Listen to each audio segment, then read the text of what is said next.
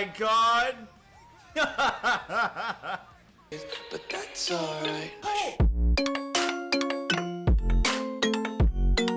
Oh my god!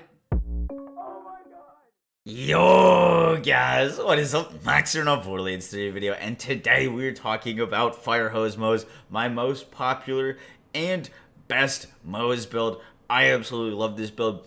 With the new update and new skill points, we can really get everything we've ever wanted for this build. Plus, I'm going to be going through a new interaction for bossing that is just freaking ridiculous. It allows you to one-shot pretty much every boss in this game with a pistol.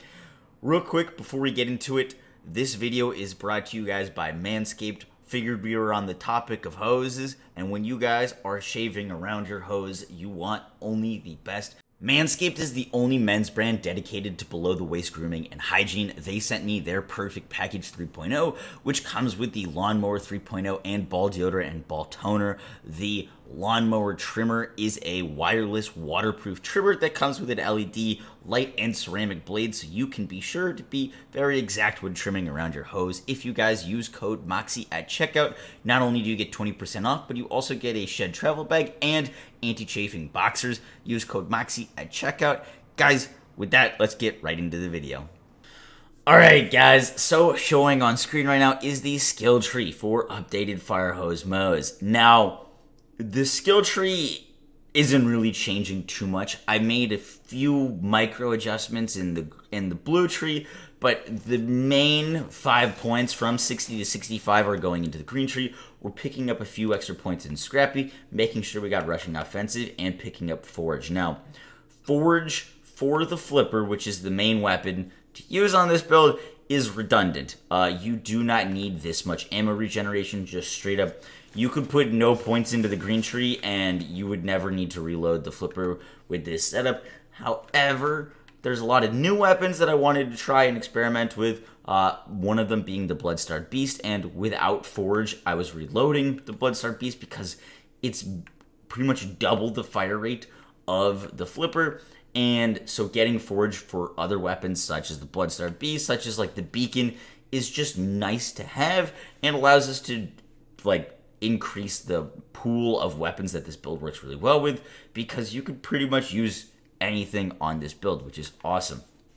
Now, I don't want to spend too much time on the skill tree, but the red tree is not changing. Drowning in Brass, super important for mobbing, going to give you a ton of gun damage. Experimental munitions, just nice for that bonus incendiary damage. Armored infantry for gun damage, damage reduction with your shield active.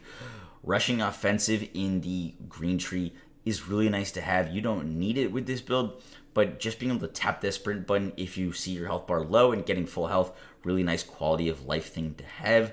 We don't need click because for the most part, we don't ever really get too low on our magazine. We pretty much never really get low, and if you're shooting click down, which you could use for boss killing, technically you could use click for boss killing, you're actually going to ruin your damage by ruining your short fuse chance, which I'll talk about in a second. But we didn't need click, we don't need match set. And in blue tree, stainless steel bear increases fire in the Skag Den. I don't have any points into Vampire because my Blastmaster class mod that I'm using has 4 into Vampire, which is more than enough. You're going to want to shoot for around 3 or 2 points to have in Vampire. You don't need any more than that. You don't need 5. You will be just fine.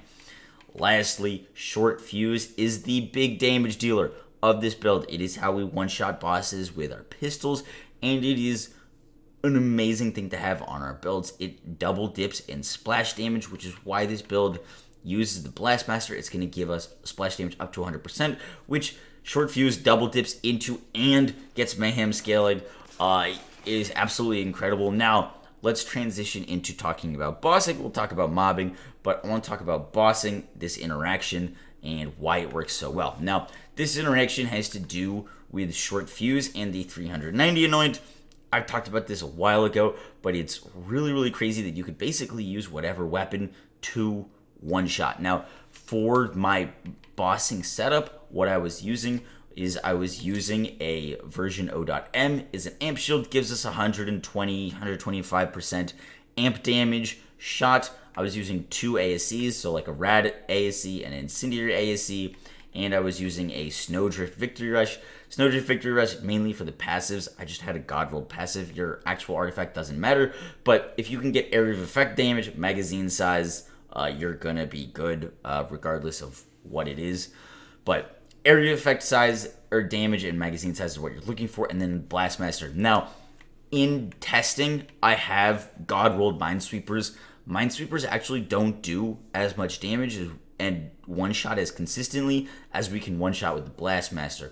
The reason for this and how this whole thing works is that when you spawn into a game, when you save and quit, when you spawn in, your first shot after spawning in from the game is a guaranteed short fuse proc. You are guaranteed to proc short fuse on your first shot. Now, you also don't need to shoot for Blastmaster to start working. So when you spawn in, your first shot's going to guaranteed short fuse proc, which is a crazy amount of damage. When we're looking at our damage, I would be hitting for like 47 mil with my shot, but my short fuse proc would be hitting for 500 mil plus. So short fuse is the damage. Now, the Blastmaster is going to charge up. The longer Moze goes without reloading, the more splash damage she deals without you actually shooting. So as soon as you enter the game, this thing is counting up to 100% increase. By the time you get to the boss and shoot, you're going to be getting that 100% damage increase and absolutely destroying. So all you got to do is basically from spawn, jump into IB, wait a few seconds, jump out, your annoyance will proc, you jump down, and you shoot with whatever. The reason we're using 390 is because it's going to give ×4 multiplier to this short fuse proc, which is what we're focused on. The initial shot doesn't matter as much. It's more about that short fuse proc, and you can literally use anything under the sun to get that short fuse proc as long as you're using 390. We one-shot things with the Bloom, one-shot things with the ASMD, whatever you want. Now, for mobbing, we are going to be using an Old God, a Cloning Manning Tracker, and the Pearl, same as Hoze Moze has been for the past few iterations. Old God is just that increased elemental damage that works so well and is just so consistent. Old God is one of the best shields in the game. Cloning Manning Tracker is the best grenade to use for Moze because it works so well with Vampire. Vampire is not percentage lifesteal. You get a percentage of your missing health per enemy hit with your grenade. Cloning Manning Trackers are the grenades that hit the enemies the most per grenade. The amount of times that a Cloning Manning Tracker on one is going to hit an enemy will more than heal you to full. So that is why the Cloning Manning Tracker is used. People always ask me that. Cloning Manning Tracker just splits and divides and tracks so many times that you're guaranteed heals from it. And we're using the Pearl of Ineffable Knowledge. I use magazine size and fire rate. It's just really nice. Now, you do so much damage that you don't really need a Pearl. If you want to use something with more utility, something like a Snowdrift Victory Rush, you totally can. But I still mainly opt for the Pearl. For modifiers for this build, I'll either use Not the Face or Postmortem for my very hard. Now, a trick on this build to use with Postmortem is you can actually use a radiation weapon. So, like, for example, if I'm using this Radiation Bloodstarved Beast, the rad explosion of an enemy dying, the explosion will be so large, especially with this build in toward cross promotion, that you're going to be wiping out any of the skulls that are flying around, like before they spawn. So Postmortem really isn't an issue. Or I'll use Not the Face for mobbing because damage is not an issue. A lot of the clips you saw with Not the Face, which is critical hit damage reduced by 75%, which is crazy because we were doing so much damage, but our main damage source is short fuse, and that doesn't really crit, so it's fine. And the other main thing that'll rock is Speed Demon, just for that movement speed that's so nice to avoid any of our own damage, because you can kill yourself with your own damage. Lastly, my favorite weapons on this build: Ion Cannon, the Beacon, the Bloodstarved Beast, the Flipper. I did direct comparisons between the Flipper and the Bloodstarved Beast. The Flipper is always better, but the Bloodstarved Beast I honestly have more fun using. The Tiggs Boom shreds on this build. The Soul Render is one of my favorite ARs and works really well on this build. This build is kind of like a, you want to use this weapon, you can. With short fuse, with the amount of damage, with the ammo regen, you really can do it all. Do whatever weapon you want, and it just works out so nicely. Guys, that is it for the video. A little bit of a shorter explanation. There wasn't too much to walk through here besides that new bossing setup. It works extremely well, and this build is so versatile. If you guys enjoyed it, be sure to drop a like, comment, and subscribe. As always, the save file will be in the Discord.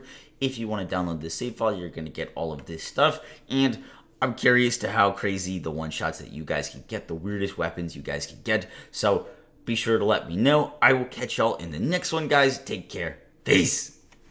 I was putting in the